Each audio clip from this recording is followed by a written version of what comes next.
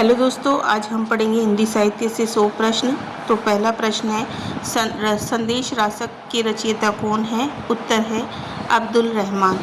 दूसरा प्रश्न है, पाहुड़ दोहा के लेखक कौन हैं? उत्तर है मुनि राम सिंह। देखो, आपको प्रश्न की क्रम संख्या को ध्यान नहीं देना है, जैसे मैं पढ़ा रही हूँ बिना क्रम संख्या को ध्यान में रखते हुए पढ़ते जाना है। तो तीसरा प्रश्न है, राहुल सांस्कृत्यायन ने हिंदी का प्रथम किसे कवि माना है? तो सर हप्पा को। और चौथा प्रश्न है, 7वीं शताब्दी के बाद भारत की राजनीतिक स्थिति कैसी हुई? उत्तर है विघटित।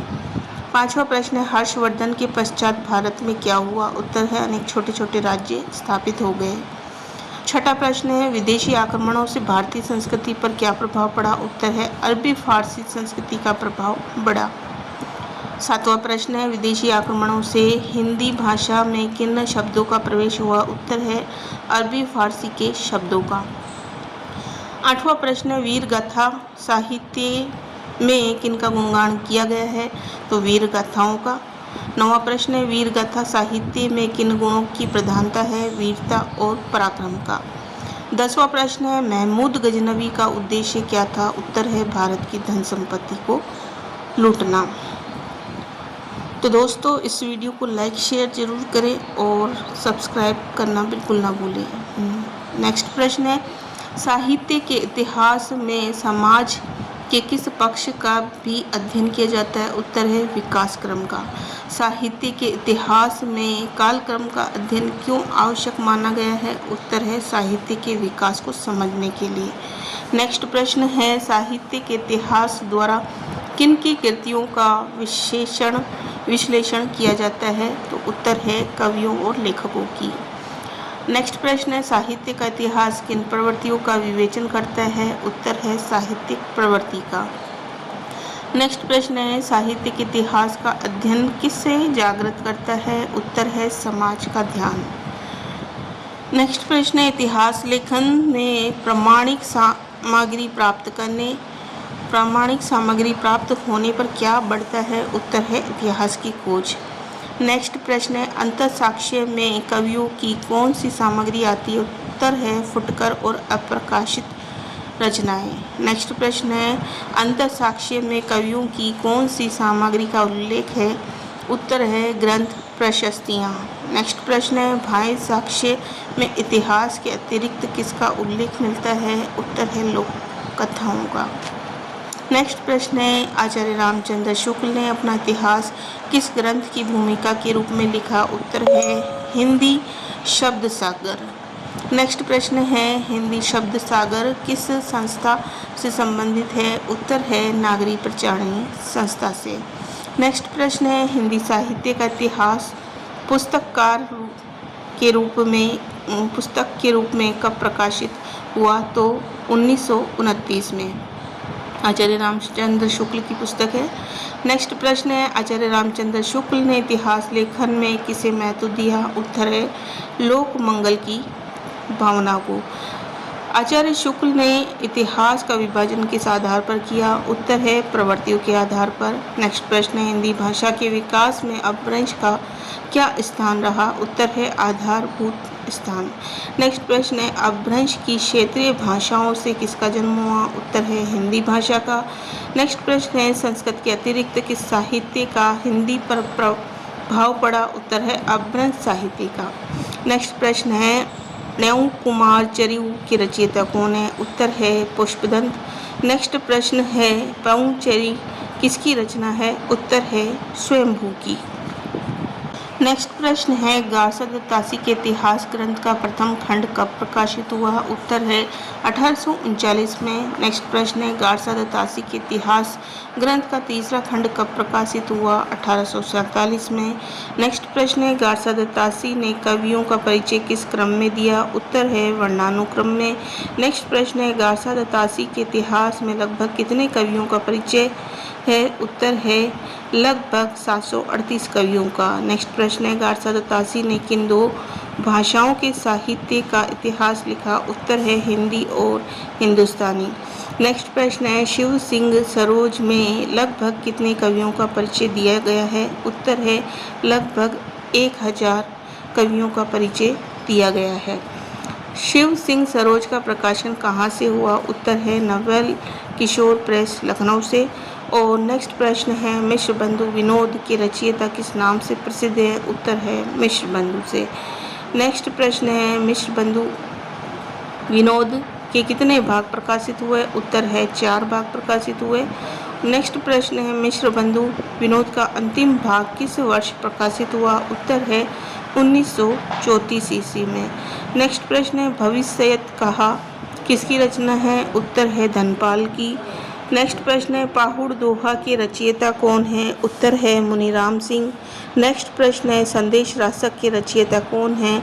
उत्तर है अब्दुल रहमान। नेक्स्ट प्रश्न है 7वीं शताब्दी के प्रारंभ में किसका साम्राज्य विघटित हुआ? उत्तर है हर्षवर्धन का। नेक्स्ट प्रश्न है विदेशी आक्रमणों से हिंदी भाषा में किन भाषाओं के शब्द आ गए? उत्तर है अरबी और फारसी भाषा के। और नेक्स्ट प्रश्न है वीर गाथाओं में किनका अतिशयोक्तिपूर्ण वर्णन किया गया? उत्तर है राजाओं का। नेक्स्ट प्रश्न है वीर गाथाओं में किन गुणों का वर्णन प्रमुख है? उत्तर है शौर्य वीरता पराक्रम का। नेक्स्ट प्रश्न है भारत को सोने की चिड़िया क्यों कहा जाता है? उत्तर है उसकी समृद्धि के कारण। नेक्स्ट प्रश्न है भारत पर यवनों के अतिरिक्त किन जातियों ने आक्रमण किया? तो भारत पर हूण कुषाण और मुसलमान कई जातियों ने आक्रमण किया। नेक्स्ट प्रश्न है महमूद गजनवी ने भारत पर लगातार क्या किया? तो लगातार आक्रमण किए। प्लीज़ दोस्तों प्रश्न उत्तर पसंद आ रहे हो तो इस चैनल को लाइक शेयर सब्सक्राइब जरूर करें। नेक्स्ट प्रश्न है तराइन का प्रथम युद्ध किन के बीच हुआ? उत्तर है पृथ्वीराज चौहान और मोहम्मद गौरी के बीच। नेक्स्ट प्रश्न है तराइन का द्वितीय युद्ध किन के बीच हुआ? उत्तर है पृथ्वीराज चौहान और मोहम्मद गौरी के बीच। नेक्स्ट प्रश्न है इस काल में किस प्रथा का बोलबाला था? उत्तर है गुलाम प्रथा का बोलबाला था। नेक्स्ट प्रश्न है स्त्रियों के साथ इस काल में कैसा व्यवहार किया जाता था? उत्तर है उन्हें खरीदा और बेचा जाता था। नेक्स्ट प्रश्न है समाज में किस कारण अंधविश्वास बढ़ा? उत्तर है निराशा और असुरक्षा के कारण। नेक्स्ट प्रश्न है समाज में किस प्रकार का वातावरण फैल गया?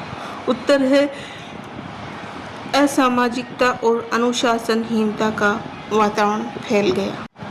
नेक्स्ट प्रश्न है समाज में धर्म के नाम पर जनता को कौन ठग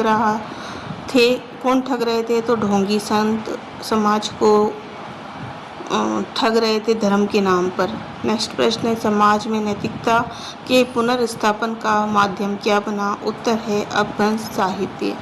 जब समाज में चारों तरफ ढोंगी साधु संत अधर्म फैला रहे थे और जनता को डरा डरा कर ठग रहे थे, तब अपभ्रंश साहित्य ने फिर से समाज में नैतिकता की पुनर्स्थापना की। नेक्स्ट प्रश्न है पल्लव शासकों ने किन कलाकारों को सम्मान दिया? उत्तर है शिल्पियों और चित्रकारों को। नेक्स्ट प्रश्न है हिंदी साहित्य का प्रथम काल किस नाम से जाना जाता है? उत्तर है आदिकाल के नाम से। नेक्स्ट प्रश्न है आदिकाल को वीर गाथा काल किसने कहा? उत्तर है आचार्य रामचंद्र शुक्ल ने। नेक्स्ट प्रश्न है आदिकाल में प्रमुख रस कौन सा था? उत्तर है वीर रस। नेक्स्ट प्रश्न है आदिकाल में वीर रस के साथ किस रस की रचनाएं भी मिलती है? उत्तर है श्रृंगार रस की। नेक्स्ट प्रश्न है आदिकाल की भाषा का आधार क्या था? उत्तर है अपभ्रंश। अपभ्रंश के बाद विकसित होने वाली हिंदी भाषा कौन सी थी? उत्तर है हिंदी। नेक्स्ट प्रश्न है 13वीं शताब्दी में अपभ्रंश का स्थान किस भाषा ने लेना प्रारंभ किया? उत्तर है हिंदी। नेक्स्ट प्रश्न है आदिकाल में लोक भाषा का महत्व क्यों बढ़ा? उत्तर है जनसाधारण तक पहुंचने के लिए। नेक्स्ट प्रश्न है आदिकाल का प्रमुख उद्देश्य क्या था? उत्तर है लोक जागरण और लोक कल्याण। नेक्स्ट प्रश्न है वीर रस की रचनाओं का उद्देश्य क्या था? उत्तर है वीरता का संचार करना। नेक्स्ट प्रश्न है राजस्थान के कवियों ने किस रस को बढ़ावा दिया? उत्तर है वीर रस को। नेक्स्ट प्रश्न है आदिकालीन साहित्य में किन रसों का संगम मिलता है? उत्तर है वीर और श्रृंगार रस का। नेक्स्ट प्रश्न है अपभ्रंश भाषा कब तक साहित्य की भाषा रही? उत्तर है 12वीं शताब्दी तक। नेक्स्ट प्रश्न है 13वीं शताब्दी में अपभ्रंश का स्थान किसने लेना प्रारंभ किया? उत्तर है हिंदी भाषा ने। नेक्स्ट प्रश्न है हिंदी का आदिकाल किसे कहा जाता है?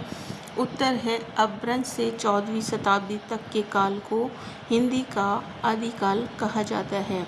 आदिकाल में किस प्रकार की रचनाएं अधिक लिखी गई? तो वीर गाथात्मक रचनाएं अधिक लिखी गई। नेक्स्ट प्रश्न है आदिकाल में साहित्य का प्रमुख आधार क्या था? उत्तर है लोक जीवन। नेक्स्ट प्रश्न है आदिकाल में भाषा का स्वरूप कैसा था? उत्तर है संक्रमणकालीन। तो प्लीज़ दोस्तों वीडियो कैसा लगा लाइक शेयर ज़रूर करें और चैनल पर नए हैं तो सब्सक्राइब करना बिल्कुल ना भूलें। नेक्स्ट प्रश्न है राहुल सांस्कृत्यायन ने सरयपाद को हिंदी का प्रथम कवि क्यों माना? उनकी रचनाओं में अपभ्रंश से हिंदी की ओर संक्रमण मिलता है। नेक्स्ट प्रश्न है सरयपाद की भाषा में किसका प्रभाव दिखाई देता है? उत्तर है अपभ्रंश और प्रारंभिक हिंदी का। नेक्स्ट प्रश्न है सरयपाद की काव्य चेतना किससे संबंध मानी जाती है? उत्तर है सिद्ध साहित्य से। नेक्स्ट प्रश्न है आदिकाल में धार्मिक प्रेरणा का प्रभाव किस पर है? उत्तर है साहित्य पर। नेक्स्ट प्रश्न है आदिकालीन साहित्य में नैतिक शिक्षा का महत्व था या नहीं? उत्तर है हाँ था। नेक्स्ट प्रश्न आदिकाल की रचनाओं में आध्यात्मिकता का समावेश मिलता है, हाँ या नहीं? तो हाँ मिलता है। अपभ्रंश का हिंदी के बीच संक्रमण काल किसे कहा जाता है? आदिकाल को। हिंदी साहित्य की प्रारंभिक चेतना किस भाषा से विकसित हुई? उत्तर है अपभ्रंश से। नेक्स्ट प्रश्न है काल में परंपरा और नवीनता का संगम मिलता है या नहीं? हाँ मिलता है। आदिकाल को हिंदी साहित्य का आधारभूत काल माना जाता है या नहीं? हाँ माना जाता है। नेक्स्ट प्रश्न है उगू रे उगू जाड़े मार तेड़ रविक, यह पंक्ति किस कवि की है? उत्तर है सरयपाद की। नेक्स्ट प्रश्न है समीर बंद जगजीवन पावणु, यह पंक्ति किस कवि की है? उत्तर है सरयपाद की। नेक्स्ट प्रश्न है जन्म अवधि हम रूप निहारल, यह पंक्ति किस कवि की है? उत्तर है विद्यापति जी की। नेक्स्ट प्रश्न है हिंदी साहित्य के काल विभाजन का कार्य किसने किया? उत्तर है विभिन्न साहित्य इतिहासकारों ने। नेक्स्ट है हिंदी साहित्य के इतिहास का वैज्ञानिक काल विभाजन किसने किया? उत्तर है आचार्य रामचंद्र शुक्ल ने।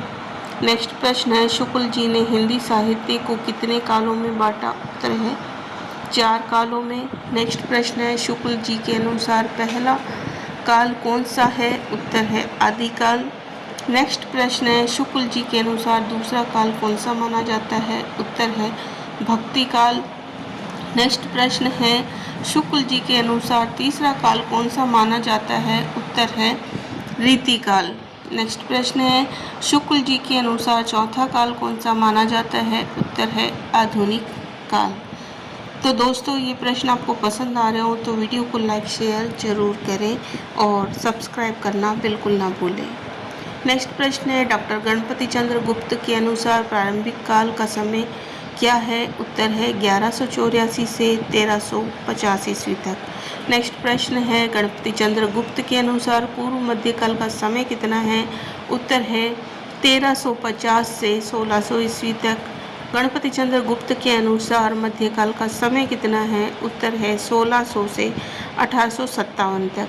नेक्स्ट प्रश्न है गणपति चंद्र गुप्त जी के अनुसार उत्तर मध्यकाल का समय कितना बताया है? तो 1857 से 1920 ईस्वी तक।